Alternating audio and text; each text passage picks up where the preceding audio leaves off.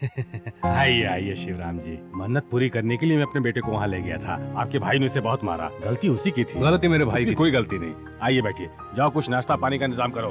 नाश्ता पानी लेकर आओ। अकल के अंधे, आप खड़े क्यों? बैठिए ना। मैं आपसे माफी मांगने आया हूँ। अरे आप तो ऐसी बातें मत कीजिए। मेरे छोटे भाई ने बिना सोचे समझे जोश में आकर गलती की। वो थोड़ा गर्म दिमाग का अब है। इस उम्र में ऐसी बातें हो जाती हैं। किसका दिमाग गर्म नहीं होता है? मुझे नहीं लगता कि गलती उसकी है। आखिर जवान खून है। और फिर वो बात तो मैं वही भूल गया था। यह आपका बड़प्पन है, पर माफी मांगना मेरा कर्तव्य है। जो अनुशासन कहीं नहीं दिखता है वो तुम्हारे परिवार में है। इसीलिए तुम्हारे खानदान पर मुझे बहुत गर्व है। मेरा एक ही लड़का है, दौलत की कमी नहीं, पर क्या फायदा। अगर मुझे ऊपर वाले ने कोई बेटी दी होती तो तुम्हारे भाइयों में से किसी एक के साथ शादी करवाकर मैं धन्य हो जाता। आपका ये सपना पूरा हो सकता है। मेरी एक छोटी बहन है, अगर आप हाँ कर दे तो आपके बेटे के साथ। देख लिया शिवराम जी, भगवान ने बिन मांगे मुराद पूरी कर दी। ए, खीर लाने में इतनी देर क्यों लगा दी? खीर ए, आवाज नहीं आए इसलिए मैं धीरे से निकाल कर लाया लेके हूँ। जाओ। हाँ तो जमींदार जी, संप्रदाय के मुताबिक आपका लड़का मेरी बहन को एक नजर देख लेगा तो बहुत अच्छा होगा। इसकी जरूरत नहीं है। मेरी जुबान मेरे बेटे के लिए धर्म है, पर आप भी अपनी जुबान से मुकरिएगा मत। मेरा भी वही कहना है। हमारे घर में बड़ी लाड प्यार से पली है।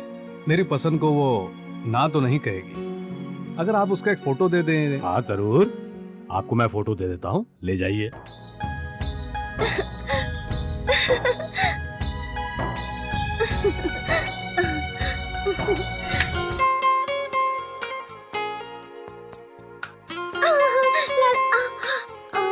क्यों बेटी, फोटो पसंद आया?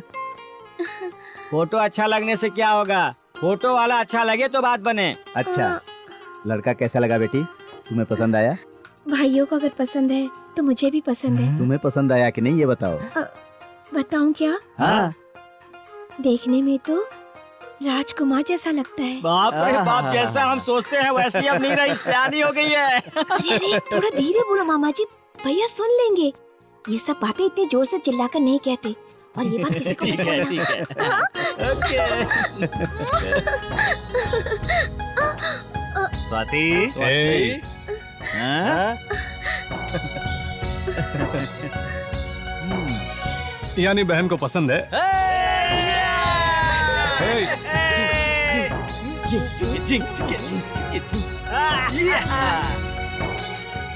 जीजा जी, उस दिन मंदिर में आप पर हाथ उठाकर मैंने बहुत बड़ी गलती की, मुझे माफ कर दीजिए। वो बात तो मैं उसी वक्त भूल गया था।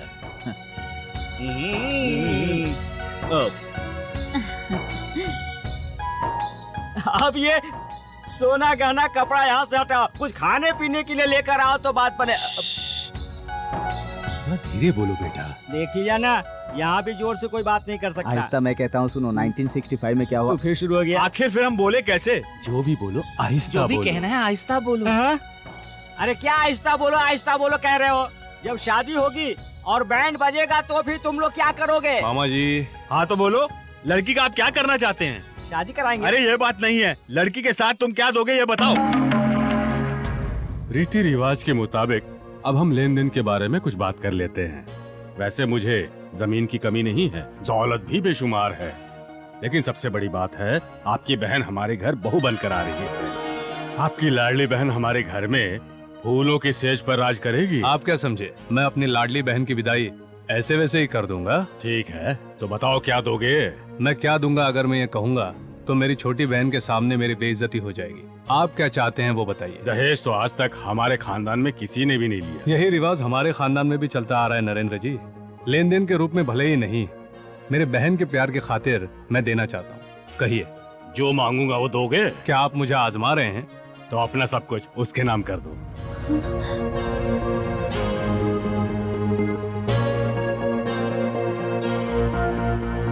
क्या हुआ, सब खामोश क्यों हो गए? आपने पूछा इसलिए मैंने कह दिया। लगता है आपको अपनी बहन से ज्यादा अपनी दौलत से प्यार है। देना है तो दो, नहीं तो छोड़ दो। दिखने में तो बिल्कुल राजकुमार जैसा लगता है।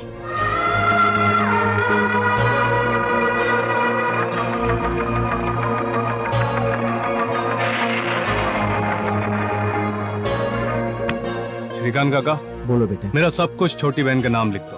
शिवराम बेटा। नरेंद्र वर्मा जी, अच्छा मुहूर्त देखकर खबर भिजवाता हूँ। नहीं करूंगी, नहीं करूंगी। ये क्या पागलपन कर रहे हैं? वो लोग इतने अमीर है कहा था, फिर भी हमारी दौलत छीन रहे। मैं ये रिश्ता नहीं करूंगी। तुम अपनी बहन से इतना प्यार करते हो तो अपनी सारी जायदाद हमारे नाम कर सकते हो क्या? तुम्हारे ससुर ने कहा।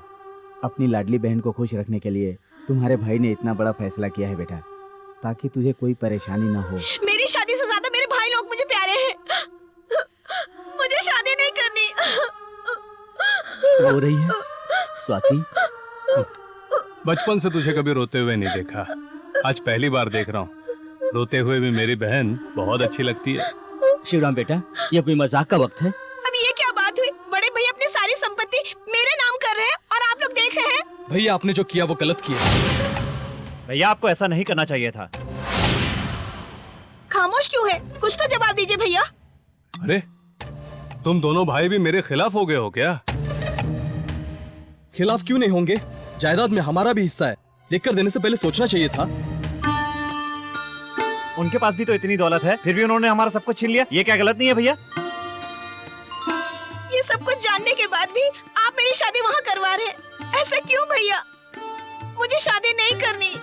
मैंने तुम्हारी खुशी के लिए सब कुछ तुम्हारे नाम किया है। हमारे पिताजी ने तो औरों की खुशी के लिए जान तक दे दी थी। उन्हें दिया हुआ वचन मैं तोड़ दूंगा तो उनके आत्मा को शांति नहीं मिलेगी। दौलत आज चली गई तो कल फिर लौट आएगी। जुबान चली जाए तो जीना ही बेकार है। मैं जुबान दे चुका हूं। अगर शादी रुक गई तो गांव में किसी को मुंह दिखाने के लायक नहीं रहूंगा। मामा जी, आप यहाँ सबसे बड़े हैं, आप ही भैया को समझाइए ना। अब मैं क्या समझाऊं बेटा, मतलबी लोग अपना खेल खेल चुके हैं। जो खोया है उसे फिर से पाना मुश्किल है बेटा। इसका मतलब पुरखों की ये सारी जायदाद हम उनको यूं ही दे दे मामा जी। मैं भी यही बात सोच रहा हूँ बेटी। बात धन दौलत की नहीं है। गलत लोगों के हाथों में फंस जाने से ऐसा तो होना ही था। प्राण जाए पर वचन न जाए। तुम्हारे पिताजी की ये बात भूल गई बेटी?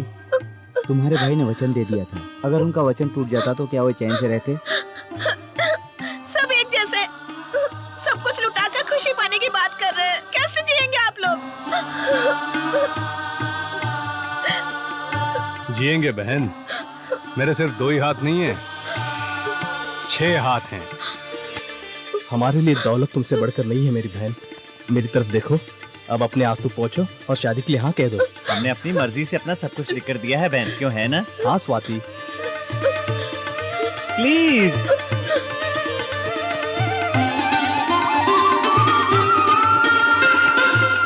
अपना सब कुछ लुटा कर भी ये परिवार कितना खुश नजर आ रहा है।